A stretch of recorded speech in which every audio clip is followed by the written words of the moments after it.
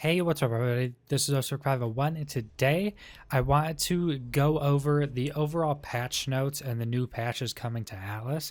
Now, I haven't done one of these videos yet because, as you can see, all these first patches that were coming out early were super small, and basically all of these before this were mostly just server side stuff. There were some slight changes like Cold Front Heat Wave Extremity reduced by 60%, which was a good change, but most of this stuff we don't need to go over. It's already happened, and most of it was just server stuff, trying to get servers so everybody can play in them and stuff like that. The main stuff comes right here. Now, this patch, current version 7, I don't know if it's actually 7. Their versions are usually wrong, but this is already out, so there's a lot of stuff, but there's still a lot of good stuff because it just came out last night, I think. And then there's also a new patch coming out today. So, added a new event cosmetic top hat permanent skin with 10 applicable uses. Can be purchased from cosmetic vendors and free ports or traveling merchants from the 27th of December to the 2nd of January. Wearing that hat whilst digging up treasure will result in double gold. So that pretty much is sounding like it's just for the treasure maps. If you're wearing this hat when you find a treasure map, you could double the gold, which some of the treasure maps can give a lot of gold. There's the different rarities of treasure maps, and some of them can give an absolute ton of gold. So these are definitely going to be farmed, hopefully.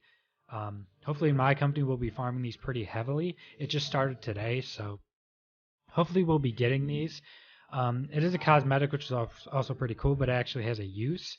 And gold will be super good late game since we can now get NPCs and they're shipped to the damned, which you want NPCs for fighting and stuff. So it's going to be super useful. Improved server performance by adjusting server water thread utilization. So it's basically just improving like server performance overall with some changes to the threading of water, basically.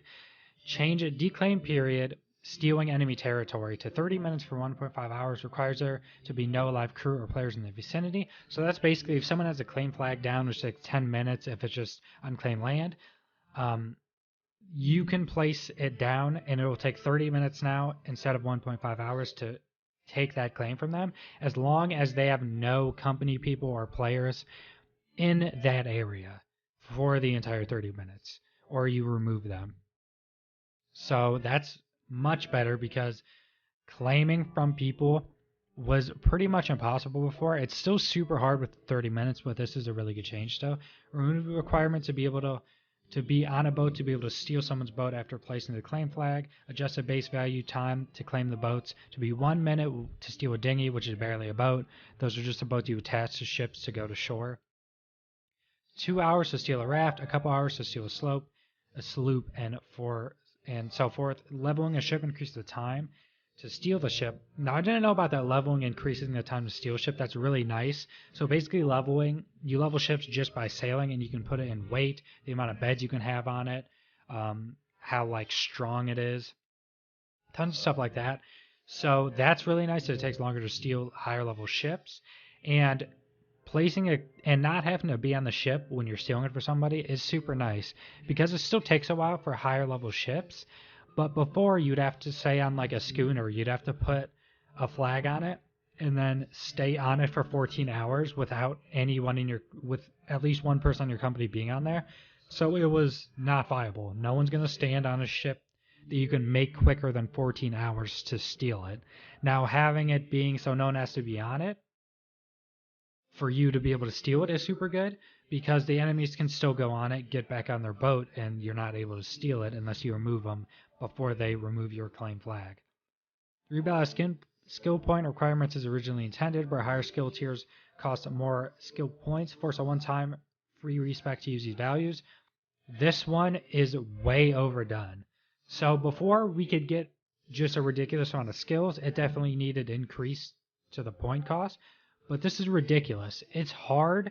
Like, I'm level 40 some, and without, like, I don't actually know how many stuff you have to discover to increase your max level potential, which is a feature in the game that the more you discover, the more max level you can acquire. But it's at 51 right now. There's people in our tribe with over, like, a dozen discoveries and still haven't increased. and I'm at like 41, and I don't think you can get 2 full skill trees done now. I think they overtuned it. Hopefully they scale it back. It makes sense that it's still tuned for being in a group of people, but right now it's just way overtuned in the how expensive the points are. Even some of like the top points cost like 8, which only the bottom ones are supposed to. So some of like the top rows have like 8 8 skill point skills. It's ridiculously overtuned. Low memory launch option for more reliable 8 gig OS support. Launch a game with low memory mode to utilize this. Basically, just if you have lower memory, you can do this and the game will run much better. Most likely, if you had lower memory, you would be getting a lot of stuttering and freezes. Ship collision damage is now disabled on Freeport servers, so that's just the starting areas, so you can't run into each other's rafts and blow them up. Alpha creatures now are disabled on Freeport and Lawless servers. That makes sense. So the Freeports are the starting areas. Lawless servers are also starter areas, but they're farther out and they're PvP enabled. Item yield and gold yield from treasure has been doubled. Very good. We didn't really get to test this because like treasure maps and like treasure basically wasn't in the game until this came out. So we don't know what it was before then, but it was probably from internal testing they upped it. Significantly reduced torch and fire arrow damage. The torching makes sense. Torches were the best melee weapon until this patch. Literally, if you would hit people like 2 or 3 times and they would die. Fire arrow damage was still pretty high. I hope they didn't nerf it a ton. I still haven't gotten to test them, but I know torches aren't near as powerful. I hope fire arrows are still decent because it's still hard to hit stuff with a fire arrow. Fix a bug which prevented resources from respawning. Please note this: when this update goes live, it'll take a few hours until they naturally start appearing again. This is the biggest change I've done so far. Resources were ridiculously slow respawning, and some of them just wouldn't respawn. So our island was, with a big company, our island was completely barren, basically, besides plants. Like no trees, no rocks, pretty much completely barren, basically. And now you can actually watch stuff spawning in front of you. There's a lot more resources to be had, so people can actually just go out and farm and not have to like wait for spawns to actually get anything done. Increase the damage from dragon fire AoE and it's set to an 8 tower tame with a token. So what they're talking about there is a dragon that's tameable with a token that costs 5,000 gold. I don't think anyone on official service has gotten this yet, so it's only 8 hours you get to keep it. I don't think anyone's gotten this yet. I'm pretty sure this was either just unofficial servers that spawned it in testing it, or just their internal testing that they want to increase it. I haven't seen anywhere where anyone's gotten this. Even the Cyclops on islands, most people can't even take on yet because they're so freaking strong. Equilibrium buff, I don't know what this buff is, but now gives you 20% XP, minus 20% incoming damage, 30% temp fortitude, plus 10% move speed, plus 20% melee damage. It takes 30 minutes to achieve rather than an hour. So I think what this is you not getting a vitamin deficiency in 30 minutes. I don't know if this factors in food and water, but I'm pretty certain it's based mainly on keeping like all your vitamins up at a certain point for like 30 minutes to get this buff. Fix a bug which prevented bottles and float SAMs from spawning. So bottles were what had treasure maps in them. Float SAMs were the seed drops, which give like blueprints, gold, and other loot. Fix a bug. A bug ocean and deep ocean spawners, including mermaids, whales, ships of the damned, and squids. So they now spawn all of those. Very good, ships of the damned, especially because that's kind of that's what makes sailing actually dangerous. NPC crew that are recruited in Freeport are not correctly assigned to your team. Fix shovels and heavy shields so they no longer damage stone structures. That's a pretty good change. So you can make metal shields and shovels and literally just go destroy stone bases decently quickly. That's pretty good. I hope they do up the damage of some of the explosives though, because I think grenades are like completely useless pretty much. All Freeports now have pirate music in town, just an aesthetic change. Scuttling is not tied to this demolishing. So basically what this is you can set in your company to where only like admins are the only that could demolish something. So now that's scuttling a ship, which is basically sinking a ship. So it's basically demolishing a ship. It just kind of makes sense to add that. Group ranks now enabled on seating structures, so you're able to have better control of who's able to use steering wheel and lieutenant podium. So that is basically just who's able. You can change it So only certain people are able to control ships, basically. PvE claim flag, contesting now displays the enemy flags. Upkeep time remaining before you can contest it provides a proper HUD message to that effect. So now we have the upcoming stuff. Server-side crash fix and stability improvements. There's more server stuff. Army of the Damned ships will no longer initially aggro to dry docked or anchored ships unless fired upon by them or targeting them. So this actually happened to us. Basically, ships of the dam would just come attack our park ships and in dry docked and stuff, which is not very good at all because not everyone's there looking at a ship that maybe is in a dry dock being built or something, and then Army of the Damned ships just come right up to your shores and start attacking it. Reduce Army of the Damned ship spawn by 60%. Thank God they're respawning like groups of 3, and even with like brigantines, these things still destroyed, especially if there was yellow ones, which are higher level ones. They would just destroy your ship if there was multiple of them. Increase Army of the Damned ship XP per scaling by 20%, or that's reduced actually. That's good because they were super tanky, especially the yellow ones. It was taking just dozens and dozens and dozens of cannon shots to destroy a yellow one. Reduce Army of the Damned ship aggro range by 10%. That's good so they don't aggro you across the map. Boosted Army of the Dead ship loot quality by 10%. That's good. More loot from them. Reduce float SAM spawn by 35%. That's the sea drops. That makes sense. There was actually a ridiculous amount of them. Increases treasure map item quality by 50%. So that's just like basically the quality of the map, which means you get more golden loot when you find it. Eliminated at sea increased rate of vitamins / vital consumption. So that was vitamins. If you were on a ship, the farther away from shore you would get, the more vitamins consumption would happen to you, and up to 100%. So it was pretty terrible. You just die like you do on land. You die all the time and then respawn. Now it just causes food to spoil faster and temperatures to drop.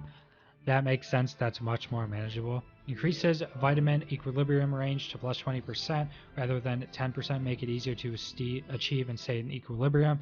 So that's a buff we just talked about. It is what I thought it was basically you have to stay. I don't think you can have a surplus, and you can't have a deficiency for a certain amount of time. Decrease vitamin deficiency debuff threshold to 10 rather than 20. Thank God it didn't make sense that you had a bar that was there that now 20, like you had 20% left, but now you're getting super big debuffs to yourself. It didn't make sense. Even 10 really shouldn't be there. It should just be empty. Reduces base rate of vitamin consumption by 2%. That's good. Overall vitamin consumption reduction. 2% is a little low because it is still like a really annoying mechanic in the game right now, but it definitely still helps. Ensure that enemy the damn ships spawn farther away from shore and don't spawn too near player ships. That's good, so they're just not spawning on top of you or spawning at your base, basically. Fix diving platform to take any oils, not just blubber. Change the lighthouse HP to 25k, gave it stone structure settings and allow it to burn oil. Updated some undesired movement speed, max taming additions within status components. Some already set in creatures BP, plus some unintentionally unrealistic water movement speeds. I don't actually know what this is talking about. I don't think I've really had any of these things happen, but that's good. I'm glad they did not add speed increases to this game. Adjusted Seagull on Crow aggro speed, which previous take a very long time to de-aggro. Updated collision to allow player attacks to land more consistently. So that's just basically small birds to fly around and don't land. They would take way too long to leave you alone after running away, and they were pretty hard to hit when they were flying around you. Updated Tiger IK to better conform to slopes. Don't exactly know what that is about, but it's something with the Tiger. Razortooth stamina adjustments would prefer fatigue for running in like 2 minutes. Created new inherited NMBP for Rabbit. Set up for shoulder mounting, not yet enabled until ability is final, so you're able to put rabbits on your shoulder. I'm pretty sure is what they're saying they're going to be adding here. Updated Vulture AI to only target sleeping humans if the player is connected. So I assume we don't have vultures on our island, but I assume that's vultures were attacking people that were actually logged off, which probably isn't good. Included foot sockets and giraffe's neck attack to be more consistently harvest. Oh, to more consistently harvest. Okay, so that's tame giraffes. Reduce beat movement to allow player attacks to land. Reduce sting buff duration to better reflect Atlas. Reduce bee size. So that's basically bees were super tiny and they would fly around. They're super hard to hit again, and they would give you like a slow debuff, and it did something else that lasted pretty long. So I'm glad they're reducing this. Good change. Increased harvest amount of fur and milk from sheep and cow to incentivize taming and better compete with natural resource gathering amounts. Updated max yield timing to scale with creature level, similar to other creature abilities instead of food value. Clamped amount of fur gained from harvesting wild sheep, again to incentivize taming, while sheep will also flee and may attack others after excessive shearing. Army of the Damned ships no longer initially aggro to dry dock during your ships unless fired upon. Okay, they just put that one in twice. So all these changes are super good. In my opinion, they're going the right direction in most of this stuff, and I think most of the people in my company would say they're going in the right direction as well.